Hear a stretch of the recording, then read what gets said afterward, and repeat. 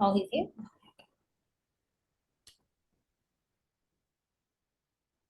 Can you hear me now? Yes, we can hear you. Sometimes you just Awesome. got to reset everything, you know? That's Wel- okay. Welcome. Ready? It's a metaphor for life, you know? Just got to Can be. pause and reboot sometimes. Yes. Awesome. Well, hello, HSCA members. My name is Jada Brown, and I am your president. The officer team and I welcome you to our all members meeting. Today, we have a wonderful speaker who works in the graphic design field, and this is our very first graphic design speaker. So we are super excited to hear the knowledge the speaker has to bring. So get your pens and your papers ready to absorb this knowledge. To get us started, I am going to pass it over to our events manager, Miroslava. Miroslava, take it away. All right, first of all, I would like to thank you, Chris, for coming today to speak to us. I'm really excited to hear what you're going to say to everyone here. And a little info about Chris is that he's a graphic designer, an entrepreneur, and even an Emmy Award-winning director. He's also an educator and founder of Future. His mission is to teach 1 billion people to make a living with doing what they love. He's also had workshops on negotiations, price strategies, branding, typography, and content marketing. Chris has also taught on sequential design for more than 15 years at the Art Center and Otis College of Art and Design, even lectured around the world in multiple places, and so many things. He's just a very talented person. And Chris, I'm going to ask you some questions to start us off, and then I will also leave room for the members to ask some questions as well. So the first question is, what is your job in the industry and how did you get there? It's a really good question. I can answer this in a couple of different parts because I don't know if I really have a job. I worked in corporate advertising and in design in the music industry for a very brief period of time before starting my own company. So the first place I ever worked at as a professional creative person was at Cole and Weber in Seattle as an art director. And I worked there for a couple of months and I thought this was going to be my thing.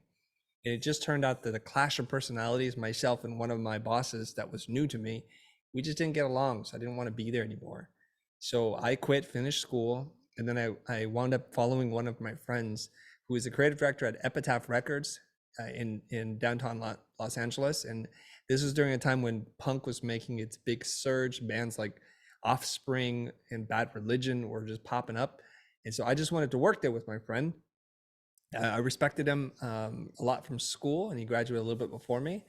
And funny thing is, as soon as I was employed, I think it was a matter of a month, and then he was let go. So my whole reason for being there was to be next to him, to see and study with him. But then he was let go, and then I shortly thereafter quit and found myself in the freelance market. But the job that I've had the longest was to run a design studio called Blind, where we made commercials and music videos. We worked mostly with either artists or advertising agencies working on Fortune 500, 100 brands. And so I made commercials and music videos for most of my professional life. Wow, that's really amazing. It's really interesting how you started as well and how you are right now. Well, that's great.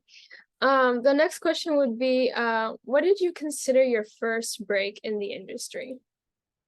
My first big break came when I was invited to work on a regional car commercial for Mitsubishi Motors. And I didn't know this at the time, but there are regional spots and there are national spots. The cool stuff that everybody talks about are the national campaigns. It's like anthemic, it's big budget, it's glossy. And the regional spots are like the ones that are very driven by features. And you'll see those by the kind of ads that they run where they'll say something like $399 down with 200 payments or whatever. Those are things I worked on. And the reason why I'm grateful for those opportunities is because my background is in traditional graphic design. So being able to typeset that and move it in elegant ways was how I got into that industry. So what's really cool was the agency I was working with at that time, Deutsch LA, they had only the regional account, but they had done such a good job at selling cars that then they won the national account, which was handled by a different agency. And so as they grew, we grew. And so doing that non-sexy regional spots for Mitsubishi Motors led us to working on the national stuff. So we're animating the Mitsubishi logo, working on big budget jobs, and getting paid a ton of money, way more money than I'm supposed to make. Don't tell anybody that. That's amazing, Chris. Our next question would be, why did you pursue a career in the industry? I thought I was going to get out to school and work on entertainment marketing and packaging, mostly for bands that I loved.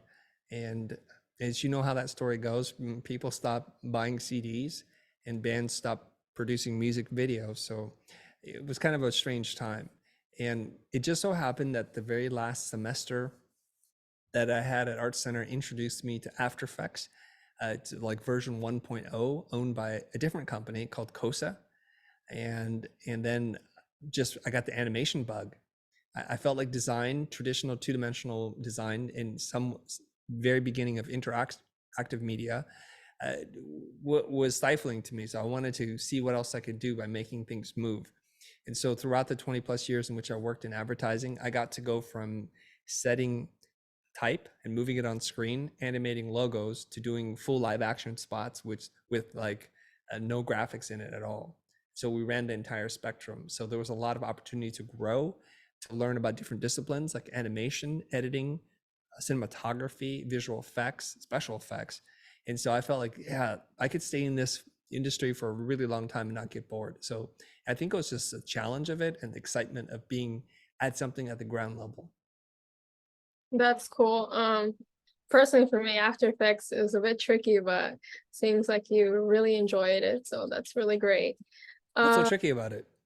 I don't know. It's just like the editing part of it is kind of like tricky. It's just like a lot of things that go into it, a lot of hours and stuff to make, a few seconds of effects to put in a video. That aspect of it, I I think. see. Yeah, since I started with it like a couple months ago, and I did a few classes for it, so that was it was a bit of a challenge, but I was able to do some stuff. Yeah, as you may know this already, depending on where you are in your career and your life, that the harder something is to do, the more of a price premium you're able to command, right? The problem with logo design and traditional layout is everybody with some basic tools like Canva can design, so the barrier to entry is quite low. So whenever you're looking to start your career, I just strongly encourage you to look for things that are very difficult to master, that require a certain set of skills, as Liam Neeson would say.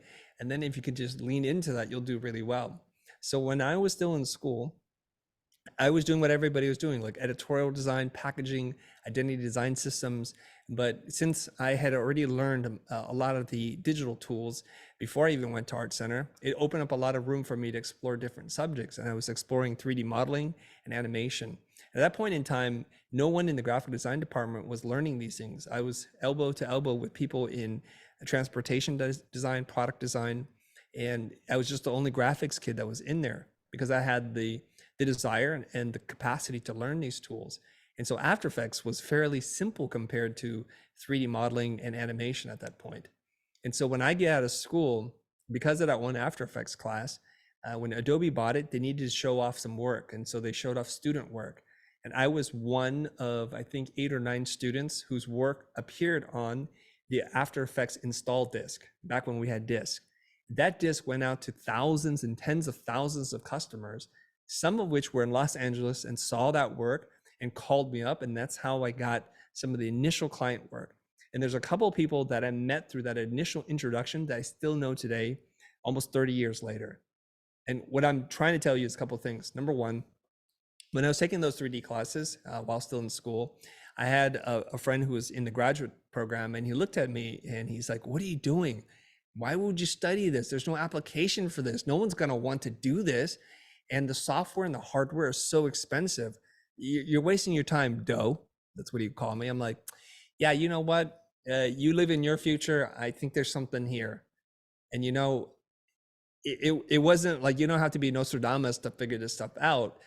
Ideas, design they also happen to coincide with emerging technology. So a couple of years ago, it was all about non-fungible tokens, and then it was about the metasphere, the metaverse, or whatever. And then now it seems to be moving on to artificial intelligence. Do you notice the common thread here? Emergent technology. So if you want to go back, you have to go really far back and be like a retro designer and do like letterpress printing and old school lino cuts. I mean, those are the polarities. People in the middle, they get slaughtered. There's something called the inverse bell curve. Are you familiar with the inverse bell curve? No, I'm not. Okay, cool, good. Because it'd be embarrassing if you're like, yeah, dude, I know. We all learned that stuff. Okay, so you know a bell, it looks like that, right? A bell, like, you know, timer's on, bell rings. The inverse bell curve, just take the bell and flip it upside down, so it looks like this. So if you map it across here, you'll see that there's a big dip in the bottom and a peak at the left and right edges of that curve. What it's saying is, and it's a way to understand a lot of different economic principles, which is there's room at the bottom and there's room at the top. Everyone in the middle gets slaughtered. So let's look at just the landscape here of retail spaces, right? Ultra luxury brands, whatever brand you're into, Gucci, Louis Vuitton, Givenchy, or Givenchy, all those ones, they do just fine, okay? The ones at the bottom, Target, say Old Navy, Uniqlo, even Zara and H&M, they're doing just fine.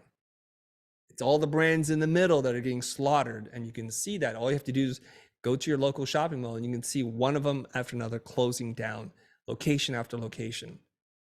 Because when times are tough, the rich people don't have to worry about money. They'll buy whatever they want. And people who are on a budget will go to the more affordable brands and they'll stay there because they have to. So if you're a designer and you're living in that inverted bell curve and you don't do something that's cutting edge, that the barrier to entry is quite high, or you're not doing mass market production factory and no one wants to be there, but there's a space for that. You know, the people who compete on creative market spaces, they're there. So the people in the middle, they get squeezed. It happens every single time. So that's just a word of warning. You'll travel to the future 15 years from now. You'll look at your life and your career and you're like, did I make the right decision? Did I listen to the old guy or did I not? And only time will tell. Well, that's definitely great advice. Thank you. I really appreciate that. So the next question would be, what is your favorite part of design? What kind of clients excite you the most? Okay, this is gonna be a hard piece of information. I hope everybody's okay with this. I hate doing client work. I have no clients. I haven't had clients since December of 2018. And my business is poised to be bigger than it's ever been. And we do this with no clients. You're probably sitting there thinking, what is this guy talking about? What did he drink? What did he eat for lunch? What's going on? So here's the thing. For 20 years, I worked with agency clients, art directors, creative directors, producers, all types. They hold a lot of power over you because whatever they decide changes your financial fortune. And it's tough. It's tough to maintain those long-term relationships when the stakes are really high. And I've loved my clients in the past, but it's like doing client work is not all I was meant to do. And so I'm in the content and education business today. So I don't have clients, I have customers, and they're very different. I make a product, I market that product, and I figure out the positioning, the price of that. And if enough people are excited about it, we get to still show up every single day. So the beauty of it is in 2018, one of my creative directors challenged me to see if we could just do education 100% full time. As you can imagine, it was a very daunting commitment to do that. And we pledged ourselves, do or die, let's make this work. Let's not take on any more client work. And so right about that time, one of our very lovely clients, Microsoft Xbox, asked us to do more Xbox work, which we would kill to do. We had to say no to them. And here's lesson number 4 or whatever lesson number we're on right now. The more you don't want something, the more the universe wants to test your resolve. And so they said, what if we paid you more? What if you could name the terms? And we tried to say some crazy things and like, well, we can give you just about everything, but we can't let you not work on the project, right? And we're like, okay, that's not gonna work. So we said goodbye to that project. And then a couple of months later, it came back with an even bigger budget project and said, will you take on this project? So that first project that we turned down was $400,000. The second one was $600,000 or $700,000. My math gets a little fuzzy here. So we literally walked away from $1 million of business because we wanted to focus on being an education company. So the stakes were really high to make it work. And we're still here, so it must have worked out just fine. Wow, that's really great.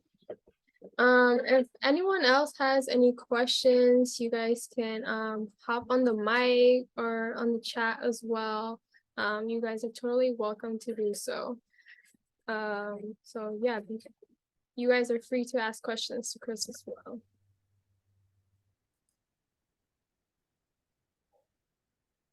I could do finger puppets too.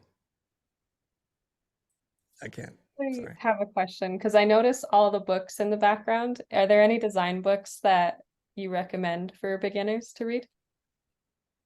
Yes. Design books are an oxymoron. And when people like say, I read design books, you're not really reading any words on a page. You're just mostly looking at images, right?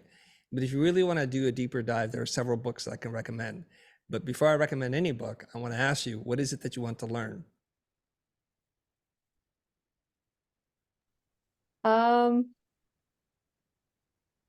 I guess that's difficult. I guess it's more of like how to make something stand out instead of being simple.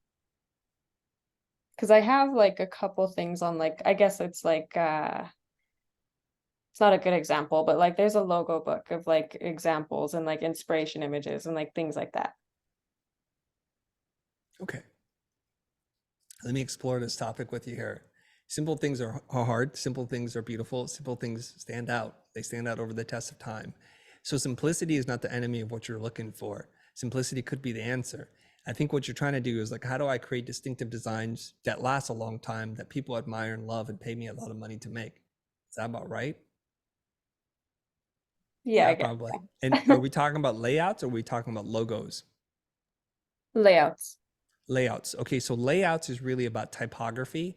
And so the first book I'm going to recommend that you read, you really read it, you know, like there's probably hours of reading here, is Typographic Form and Communication by David Carter and Philip Meggs.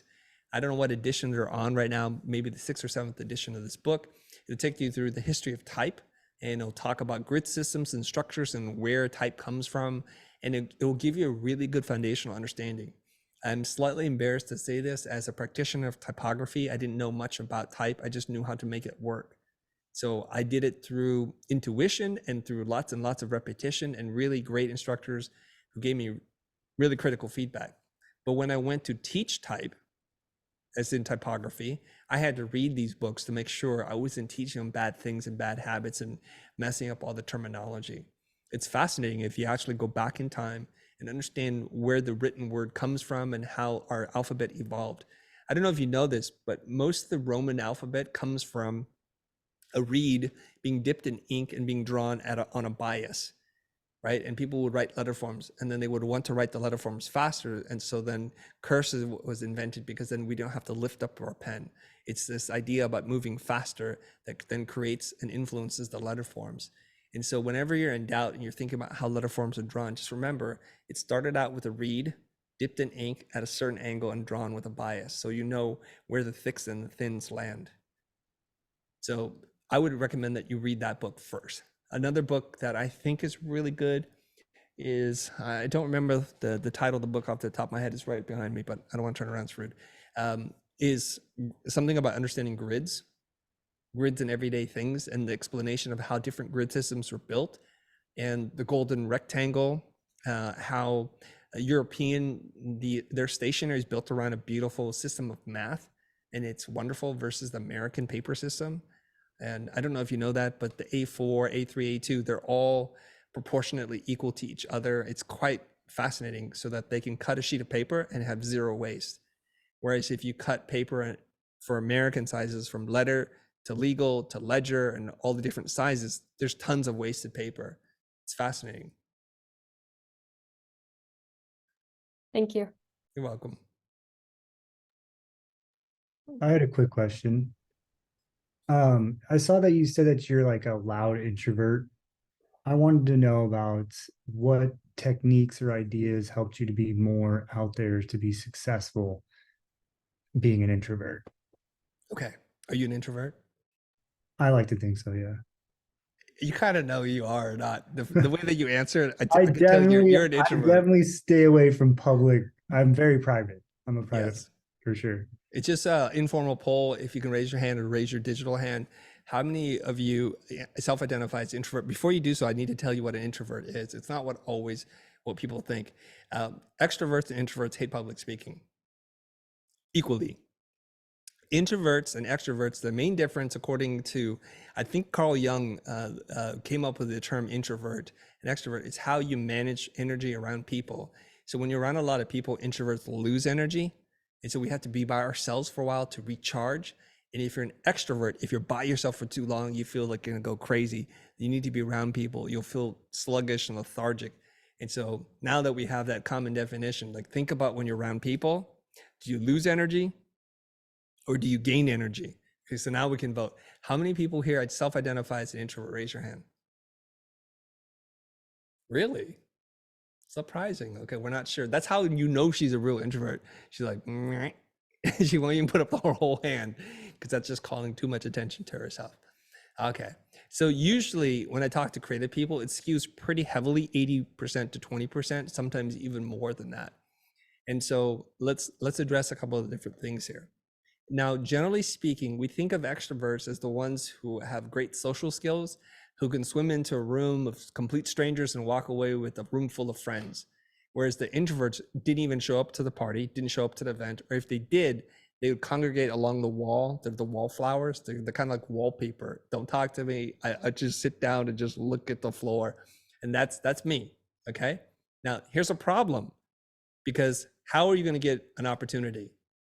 Whether it's a client or a job, how will you get it? Because people hire who they know, like, and trust in that exact order, okay? You can't get to trust if I don't like you. You can't get to like you if I don't know you. So the name of the game is to get known. And Austin Kleon writes in his book, Show Your Work, he said to be found, you have to be findable. You have to make it easy for people to find you. Now, the beautiful thing, and I was listening to the Two Bobs podcast recently about this, is that the internet, the technologists of the world have conspired to make it much easier for you to be findable.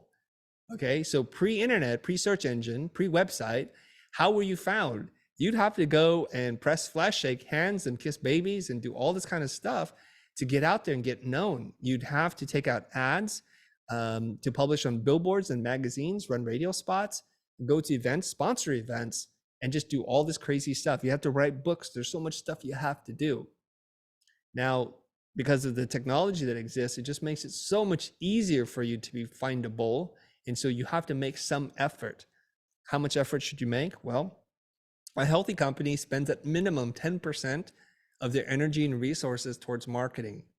Even healthier companies spend a bigger amount on research and development. You'll have to figure out what kind of company you are. The mistake that a lot of creative people make is, oh, it'll just be about great work, and through the powers of magic, someone will just find me. So in the Two Bob podcast, he talk about, like, you would hire a salesperson, and you know what the funny nickname of a salesperson is? A rainmaker, referring to, I think, Native Americans and this kind of mystical ability to generate rain out of nothing, right? That's how much we believe in sales. It's like it's magical, and it's probably just as real as magic is, which is it's not. So the name of the game is marketing, and there's this thing called content marketing, which is going to be something you're going to need to do. You, as the principal of your business, know the art and craft of what it is that you do. You have the courage and the conviction at having a certain point of view that you can then publish and express yourself in ways in which people will either gravitate towards or they won't. You're not going to worry about the ones who don't, because you won't even know who they are. So your job, your primary job as a creative principal, is to make it easy for people to find you. And then once they find you, do they like you? And that means you have to have some kind of personality. You know, if somebody just posts work and they never bring their personality, their point of view, their process, how they create things, where they're from, their influences, their inspirations, those kinds of things, then you're just another person out of 1,000 people I'm going to see today, and you become very forgettable. Now, if you ever wind up doing one of these job fairs where they go and interview hundreds of graduates, you have to ask yourself, and look at this from the point of view of not of yourself, but from the point of view of the recruiter. The question is, who stood out today? And it's not just about the work. It's about how you carry yourself, how you communicate your ideas, your presence, your body language, whether or not you brought some energy to the conversation or not. And if you could do that, then you will stand out and you might be remembered and you might be offered something. Maybe not in that moment, maybe somewhere down the line where someone's like, hey, you know anybody who could do X, Y, or Z? Yeah, 2 weeks ago, I was at a fair and I remember this guy with his beard and he said some smart things. And I'm like, you know what? Let me dig up his business card right here. Let me dig him up on socials. I think I followed him. So here, go talk to that person. So you have to figure out how to capture attention. And it's not like, hey, everybody, look at me. I'm wearing a clown nose and I came up in a clown car. It's not that kind of attention. It's about saying things that capture people's imagination, doing things that spark some joy inside of them. And hopefully, if you do this correctly with the right intention, you help them to create some kind of mini transformation. There's some kind of growth that's happening. If you can do all three things like that, you have a chance of building an audience and a fan base around what you do. I interviewed a woman many years ago when I was first starting out my podcast. Her name is Janet Liao. And Janet got her job at Nike, not because she was knocking at the door. They knocked at her door because she was very prolific, at least back then, in showing herself and her designs. She was working at a bike shop designing their graphics, and then she got recruited by Nike. And who here would not like to be recruited by a company of their dreams? You got to make sure that you're findable. So make sure you're easily found. Okay. Thank you so much. That was You're incredible. welcome. I appreciate it. And does anyone else have any questions? If not, then we can continue with the other questions that we have. I had a question. So when you started in the graphic design world, how did you narrow down kind of what space you want to be in? Because there's so many different options. Like, was there something specific that led you to the animation, or that was the end? It was like Okay. a hanging sentence. Sorry. What do they call that in English school? Is that a preposition or something? I waited for you to finish. Okay. There is an ellipse back there. that Yeah, I there didn't was. know Yeah, I couldn't see there. it visually. Just put it on the screen. Okay. I love type. I'm a type dork. Anything that has type on it, I'm like, I'm fascinated by this typography. I like good looking type. I like ugly looking type. I just like type. And I excelled at type. And the interesting thing was for me, and this is going to sound a little braggadocious to some of you, which is by the time I was a junior in school, several of my classmates were already asking me to give them creative direction or art direction. So I knew I found something I was good at, and I already exceeded the skill level of my classmates. So I was like, well, what's the end road? What's the end game of like loving type? Do I design books until my eyesight gives out? Where is it? And I couldn't see like a shining example of someone who's doing what it is that I love so much at a level in which I wanted to be doing at. Now, at that time, some of you may remember the names like Neville Brody, David Carson, Tomato from the UK. They're doing some interesting type things, but it's like a whole subgenre of people doing stuff. So I'm like, I don't know. And if I feel like I've spent a year and a half learning this and I'm already pretty good at this, like the return of investment on joy is pretty low. The more energy I spend trying to get better at this, and the joy that I receive, feeling like I'm growing and learning, it's starting to diminish, and I'm starting to hit that curve, and that doesn't feel good to me. Now, in my life, I've come to recognize certain things about myself, which is if I don't feel challenged, if I feel like it's too easy, like I can only imagine what it's like to be LeBron James. It's like, oh, it's boring dunking on all these fools, right? And after a while, you're like, where else is this game going to go, right? If you're like Lionel Messi and you're just like running circles around people, like you have hands for feet, after a while, it's like, where do I go from this? Now, both of them go to the very top, which is to become billionaires doing what they do.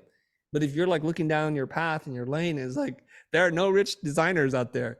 There are no designers like that are being heralded by the national consciousness of humans saying, wow, isn't that an amazing topographer, Johnny, Mary? What do you guys think? There isn't. And so then I had to look into something that's going to challenge me And at that time, being a 22-year-old person, looking at motion design using After Effects version 1.0, if you hate After Effects now, just try to imagine it with none of the power and twice the complication and the bugs and computers. Like literally, it would take over an hour to render a single frame. Just try to process that in your mind, like how slow that is. So getting into that, I knew I was going to get into lots of trouble. I was going to be way over my head. I remember the first job that I got in the motion design industry, because that CD-ROM that was sent out was for an LA company called Novacom. And Novacom was doing some of the biggest broadcast design packages, and they brought me in to design stuff. And I did not know this, but there's such a thing as a square and a non-square pixel. So everything I was giving them was just all messed up for broadcast standards. Like, oh my God, this kid knows nothing. Truth is, I didn't. It took me a little while to know that. It was slightly embarrassing, but I just had the whole, well, I just graduated, everybody. Give me a minute here and I'll figure it out, right? So I knew that if you just studied editing, that could take you 7 or 8 years just to learn to be good. If you studied cinematography, that could take you 7 or 8 years to get good, or directing, or visual effects and compositing. And then all that stuff is put under this really large umbrella called motion design. And so I learned a lot of valuable skills in editing, storytelling, narrative structure, learning how to use transitions, how visual effects are done in the industry, and how to composite things so that they look real. I learned that, and I learned photography and lighting, all because I chose to go into a field that was super challenging, and the depths in which I could go felt infinite at that time. It's not infinite, because 20 some odd years later, I'm like, I think I'm done. But it took me a while to get there. So that's what excited me about it. Like, how did you know you wanted to do that specifically? Because my issue is I don't know what direction I want to start. I think there's this, I'm going to give you a really weird answer, okay? That's I fine. think subconsciously, and consciously, like the rational brain says, we can't do that. No one's doing that. I don't see anybody in our industry doing that. And your financial future, your security is in jeopardy. But it's like when you meet somebody that you love or are infatuated with, your brain doesn't have to take over. It's like, I don't know why I'm attracted to that person. I just am. My heart feels a little funny. Like I can't find my words. I get weak in the knees. I'm sweating for no reason, you know? Your heart, your body, your soul, your spirit already knows. So the things that excite you, just learn to listen to those parts and learn to let your passion lead you, and then put your logic on hold for a second and find a way to make that life something that is something you do every day. And I'll tell you something. Let's look at the opposite of that, and then it'll become very clear. I'm going to draw that into focus for you. So I know lots of people in high school and in college who pursued things that they thought was going to be big. They thought, this is it. This is where it's all going. Not because they loved it, not because they got that weird tingly feeling in their gut, in their belly, just because they thought like this is where the money is going to be at. So they get into fields that they don't love, taking jobs for companies that they don't admire, doing work that doesn't inspire them. I can almost guarantee you to the person, 3, 4, 5 years into it, they're completely zombies. And now they're zombies, but you know, they don't have anything left to give. And that person that I thought was like, had so much potential, back when I was hiring folks, they'd come back and like, Chris, I'm sorry I didn't take the job with you. I'm like, let me see your portfolio now. And it's completely uninspired corporate work. I'm like, where's the person? Is anybody still there? And they're hollow. But you know, I also see people who are like really into skulls or into 2D vector drawings, and they just keep doing it over and over and over again. And no one cares until everybody cares. They work under the cover of night and anonymity, and they just keep grinding, and they love it, and they make ends meet, and they just keep their expenses low, and they get really good at something. They develop a kind of a style that's associated with them, or a certain type of client that's just super narrow in their space, and everybody in that space knows who they are. That's the trade-off. And that's fine. Like, I'm not trying to necessarily make millions of dollars. I just don't want to be miserable at work every day. That should be your highest priority. Because I've done that before, and then Yeah. that's why I no longer work, because I was miserable. So Yeah. So you've that's tasted why that I'm doing before. this. Absolutely, yeah. So don't commit the same mistake.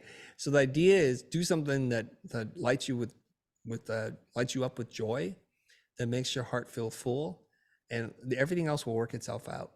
Okay. Yeah. So I think you already know. Each person already knows. You just have to find the courage to say, you know what, F it, I'm going to do it.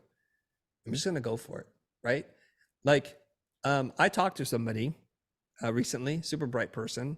We're talking about narrative and story and structure. And they were saying something about the foolishness of research. And they're like, I'm going to say something that's going to be very offensive to a lot of people who do a lot of research and believe in research. It's all nonsense. It's like looking into the past to predict the future, right? And if we all could do that, we'd all be super rich because we would be able to predict where technology, trends, fashion, stocks go. But clearly, the future has no relationship to the past. Sometimes it feels like there's a correlation between the past and the future, but very rarely do those two things meet. Now, when you try to tell a story or when you're trying to innovate, what a lot of people do is they look backwards, like historically, what have we done? What would our customers ask for more of if we could ask them? And then what they want is, and the late Dr. Clayton Christensen writes about this in his book, The Innovator's Dilemma. He said that your clients are the worst people to tell you what it is that they want, because what they want is more, faster, and cheaper.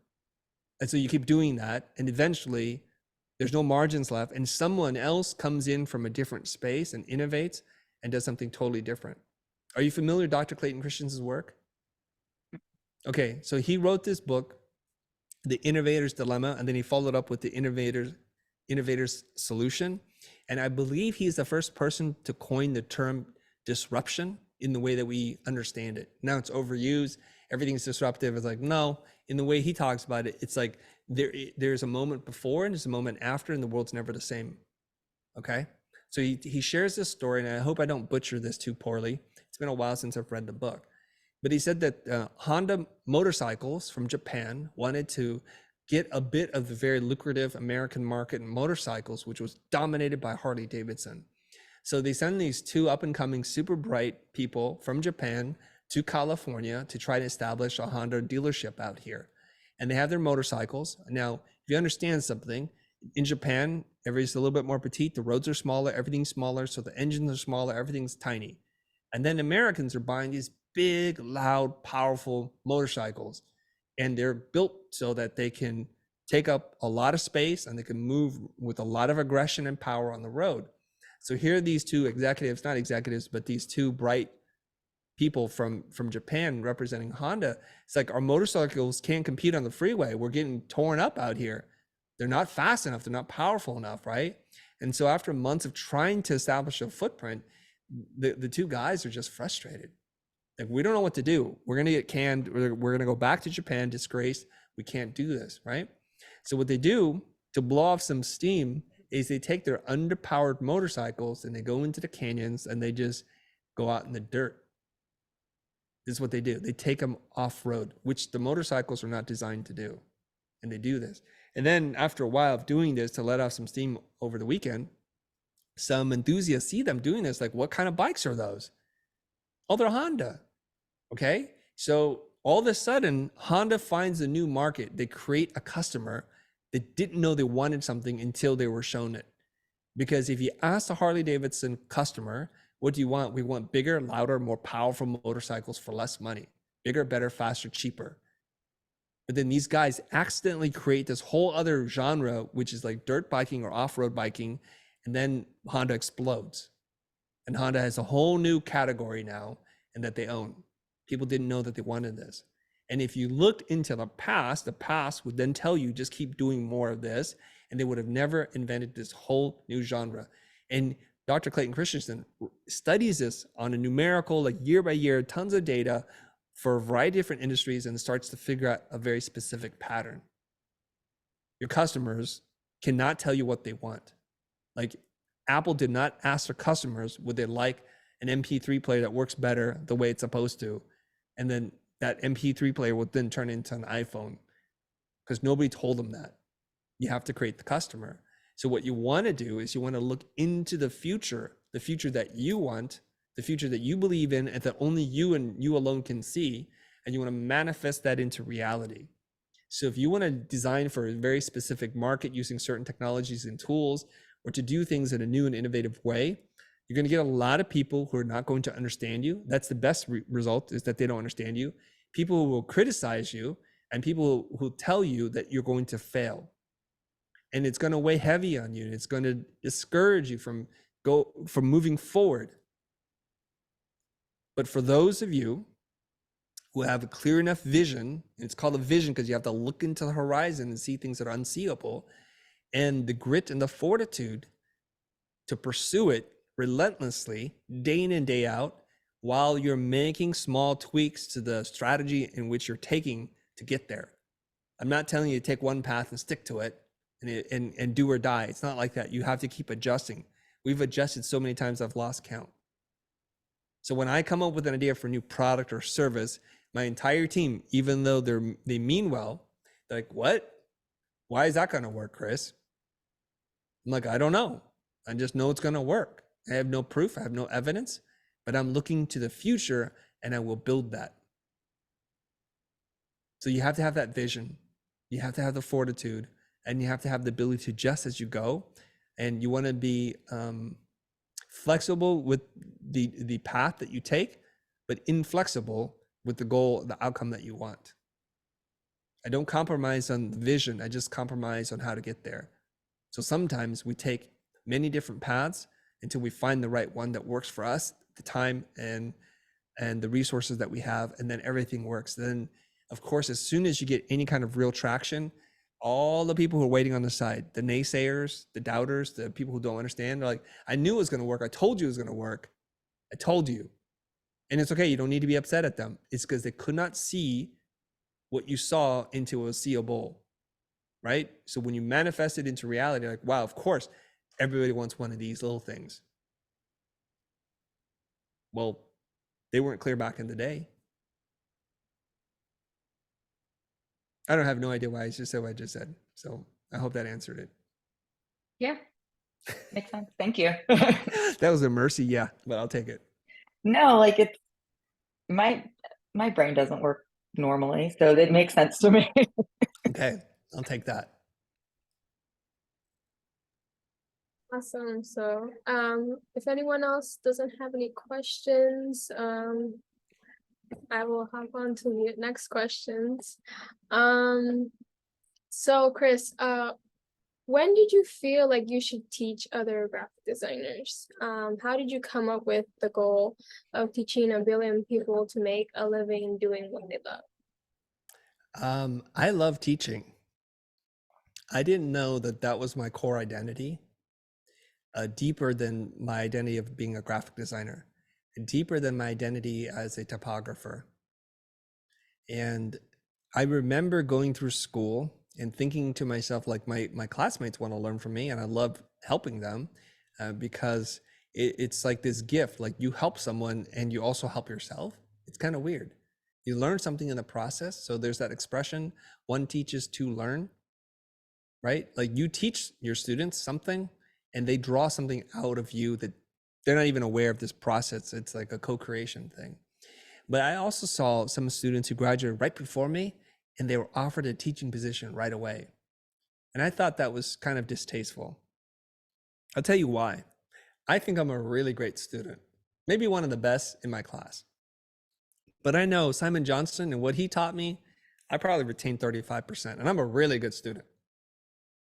What happens if I turn around with no new experience and teach that same class? Then I'm some poor derivative copy of my professors.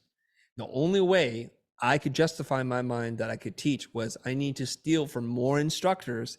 So the combination of all these 35%, the 15%, the 18% will be more than 100%.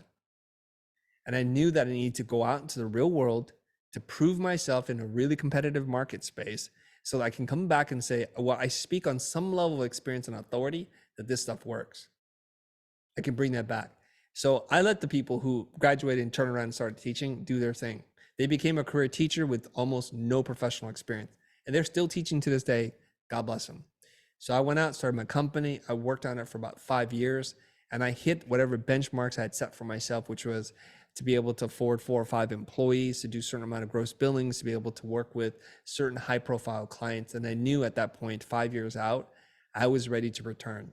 And almost to the day, 5 years out, an opportunity presented itself. One of my friends who graduated a little bit before me was already teaching, and she's like, I can't teach next semester. You want to take over for me?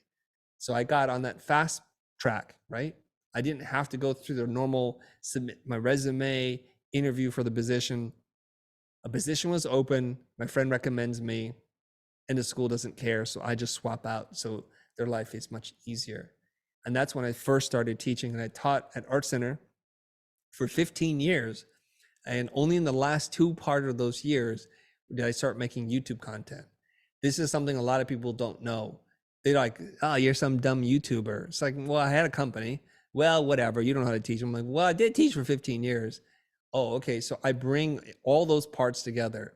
I guess at that time, 2014, it's like 21 years of work, 13 and a half years of teaching and lecturing and running a company and being coached by a business coach. And I bring that all together so that I can start pouring into others via socials, YouTube, etc. And the way we came up with the Teach a Billion People was because it was, I don't remember, it was at a staff meeting when my team had asked me, when we made the transition into being an education company, they were a little confused. They had said, Chris, what's the goal of our company? Is it to make a lot of courses? Is it about growing influence? Is it about making money? Because we could focus on one goal, but we need to know what that goal is. And it took me a little bit off guard because it's like everything's new and everything's still being shaped. There is no blueprint because we're writing it. We're building the airplane as we're landing, kind of. And so I thought about it for a little bit, and I gave this explanation, which was, my kids are too old to be impacted by the things that we do. By the time we finish our work, they'll already have been in college. But I said, Ben, who's my chief operating officer, I said, Ben, you have two little girls and they're very young. And so I'm hoping by the time they're ready to go to college, that we will have done the work such that they have a clear choice. If they want to be a designer, that they could choose to go to a private art school, or they could choose to enroll in all of our courses, our support services, our community, and pay 1/8 of what they would normally pay with no compromises in the quality of the education. And so I could see when I was saying this, and I made it real to Ben, that he started to get a little teary-eyed. He's an emotional guy. He's a big bear. And I looked at him like, I said something that touched some emotional nerves in him, but that story takes way too long to tell people. So that night I went home, I was like, how do I say this story much faster? In the morning, by the time I woke up, I said, we're going to teach 1 billion people how to make money doing what they love. But some people don't want to make money. They want to do something different. And so I changed it to make a living doing what they love. Why 1 billion? Because we already reached 1 million people. There's more than 1 million subscribers across multiple parts of our channels. So in some way we've helped them. And the really cool thing about my job, and I tell people I have the best job in the world, is I get paid a lot of money to help other people achieve their dreams. And there's no day that goes by, not a single day since I've been on this mission, that I don't get a message from somebody on the internet saying, you've helped me achieve this goal. And there are some really heart-wrenching, tear-jerking stories about how people were on the edge of something really dark in their life and they came back from it. Or they're ready to throw in the towel and say, you know, design is not for me. I've tried, I've failed, I'm a failure. But then they said, you know, I watched your video. I saw this thing and it spoke to me. And it's almost like I was meant to see this video. And the video is irrelevant. It's the impact that you're trying to create. And so I'll make it super tangible so it doesn't seem so abstract. Several years ago, prior to the pandemic, I was speaking in Geneva, and this young man, he looked like he was originally like Pakistani. I wasn't sure. He reached out to me and said, Chris, I'm your biggest fan. I understand you're going to this conference. I need to see you. I'm like, okay. Usually that's going to be kind of weird. And he goes, do you like chocolate? I'm like, well, who doesn't like chocolate? It's like, do you breathe? Of course I like chocolate. And he goes, well, I live just across from the venue and I'd love to meet you just for a few seconds. It's okay, whatever. So I'm there, I'm walking outside, and I forget about this guy. And just like, you know, you get too many messages. And then he comes running up to me. He's like, Chris, it's you and you're here. I'm the guy who reached out to you. I'm still like, wait, who? I'm trying to figure it out. He goes, I asked you if you like chocolate. I'm like, yes, of course, it's you. Memory's not so good. And he's like, I got to tell you something.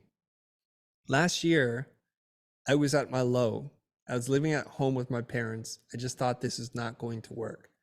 And somehow the algorithm gods found or gave me your video, and I found you, started watching it, and I started applying the principles.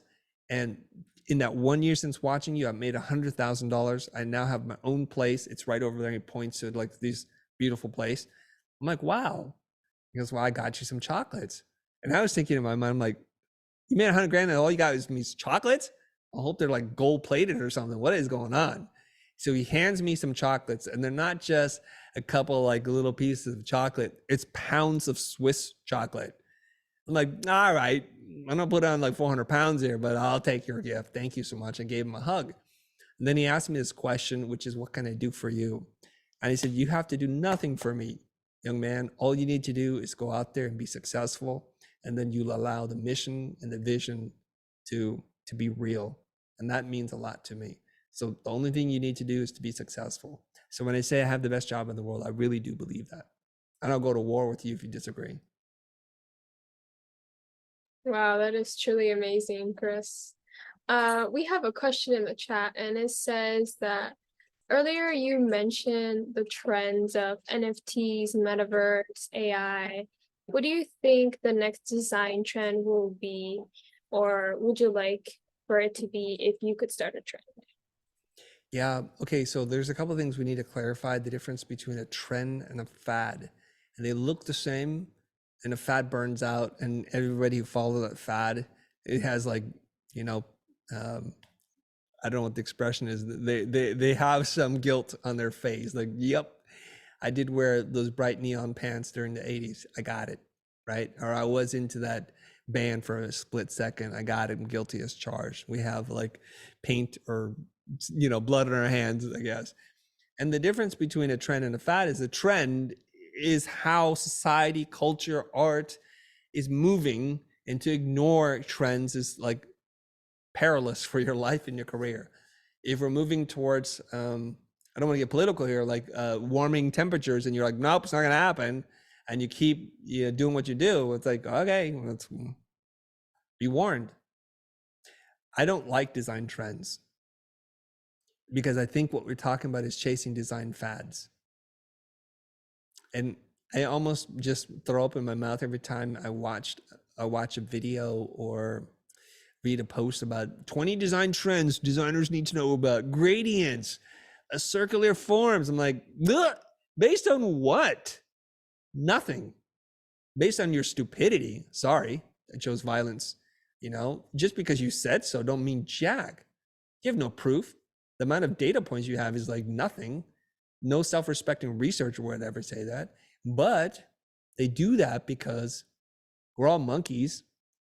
And you show me something, we'll all jump in there. Yeah, it must be gradients this year. And then those videos get a lot of views, and the blog post gets lots of hits. You know what's a good design trend? Just design that works.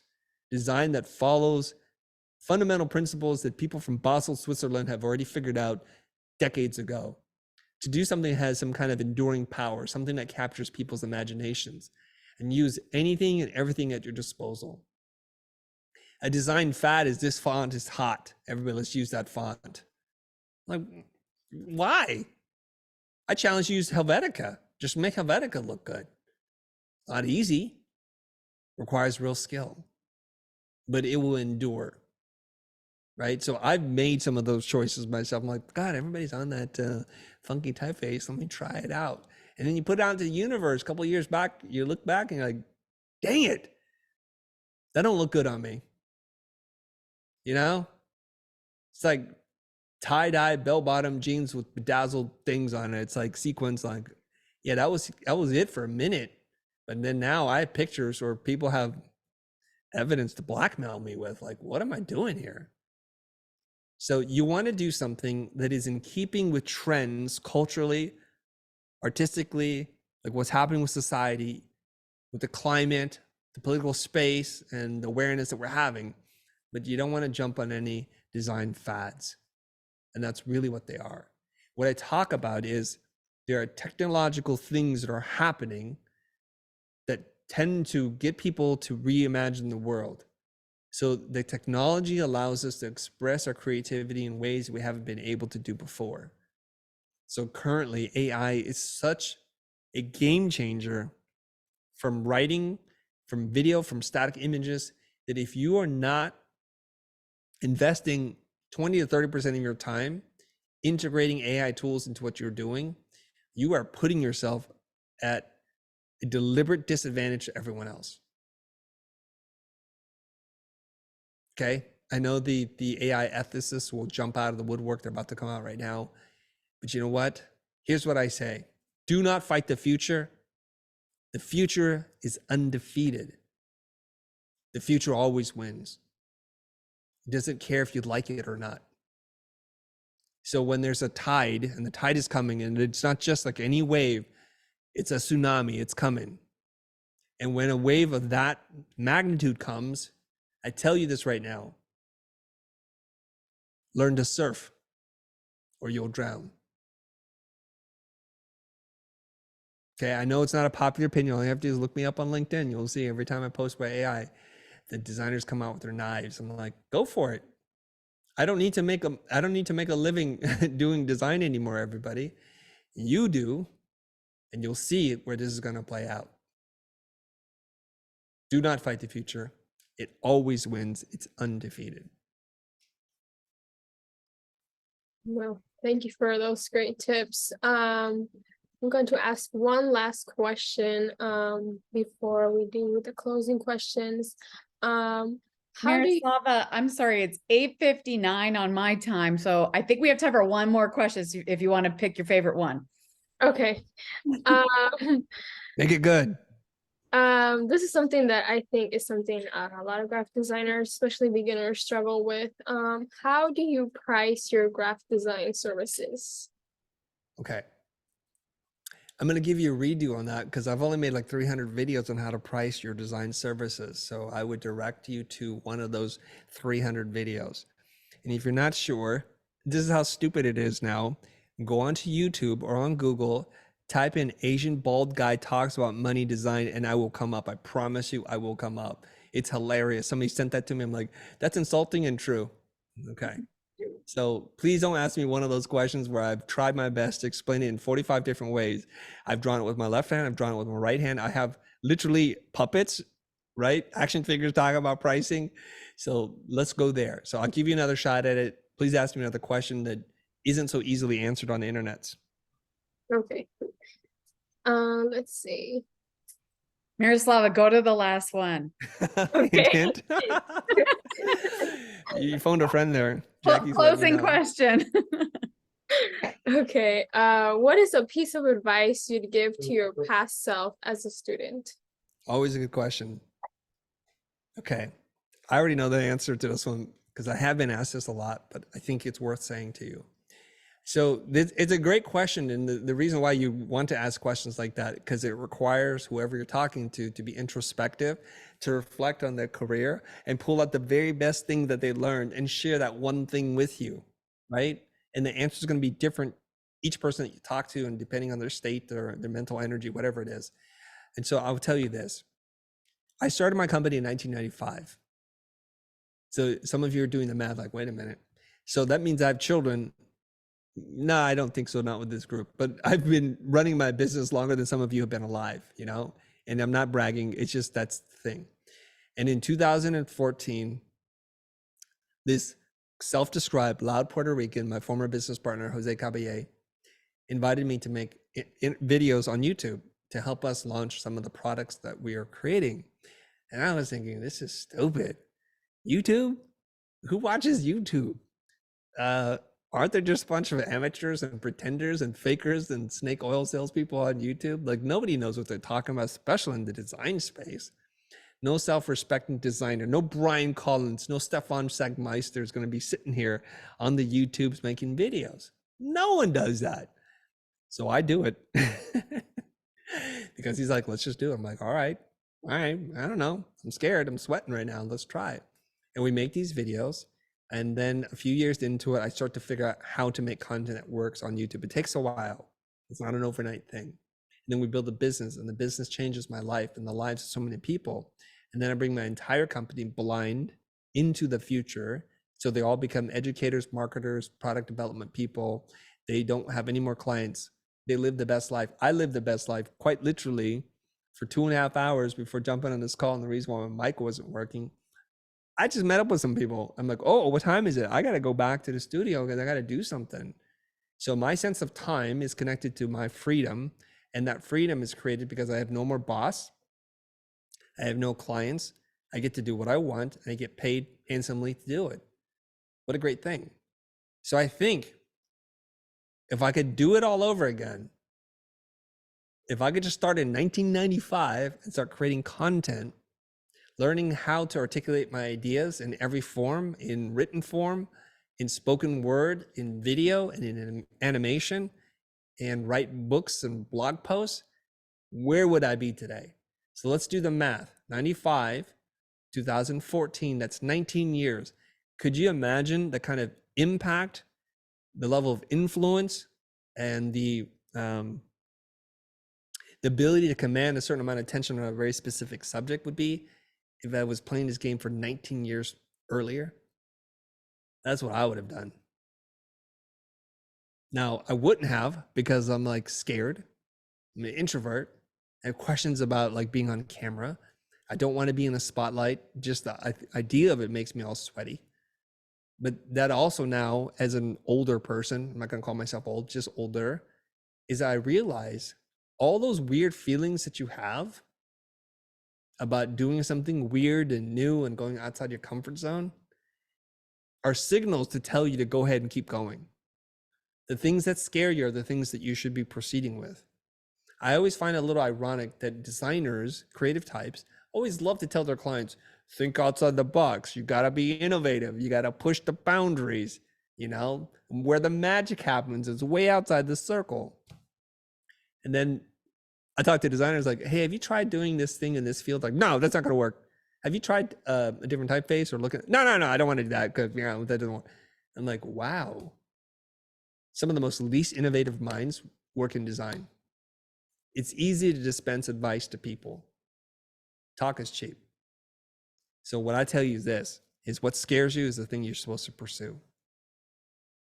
That's it. Now, I don't mean to put yourself in physical danger.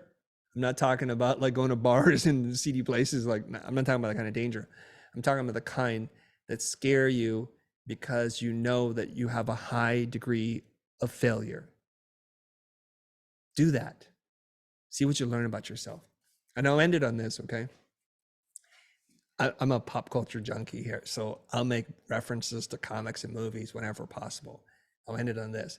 Do you guys remember this movie called Desperate Measures? I think it's with, I want to say with Denzel Washington. No, it's not with him. It's with Andy Garcia and Michael Keaton. That's who it is. So Andy Garcia makes a deal with the devil. Michael Keaton, who's a prisoner, a psychopath, because he has a very rare thing that he can donate to keep his son alive. So he gets him out of prison, but Michael Keaton's character is a genius criminal, psychopath, sociopath, right? And so they get to the scene, and it's a brilliant scene where they're separated by a little barrier. And he goes, you know what I've done and what I've sacrificed to get us to this point? That's what Andy Garcia says to Michael Keaton. Michael Keaton looks right back at him. I'm going to butcher this. Don't look this up on IMDb, you guys. He says to him, you have taken sacrifices? You don't even know what that means. Do you want to know where you end and I begin? So Michael Keaton has done horrific things to himself to be able to get out of crazy situation, to break out of prison, because he understands this idea of sacrifice. And so each and every one of you, if you're led by your passion and your willingness to put yourself into the fire, you're going to be a psychopath. That's it.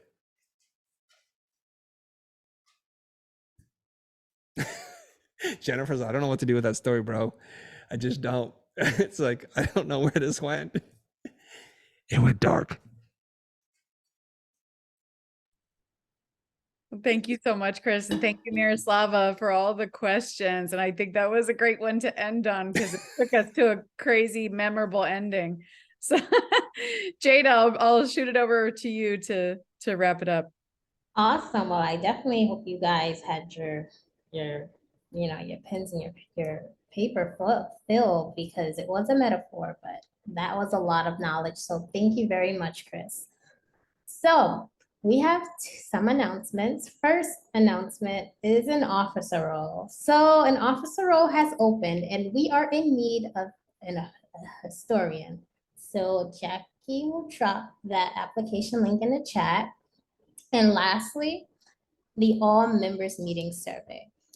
She will drop that link in the chat, and this survey basically guides you on letting us know if the meeting was helpful to you and what other activities or speakers you would be interested in seeing at our all members meetings. So thank you so much, guys, for coming, and you have a great night. And one big round of applause for our speaker, Chris. Thank you so much. Thank you very much, everybody. He's even This is the- offering to accept your invitation on LinkedIn. That's right. And I'll even blast you out with a song. Is that all right? Are we done? Go for it. I got my mixer board here.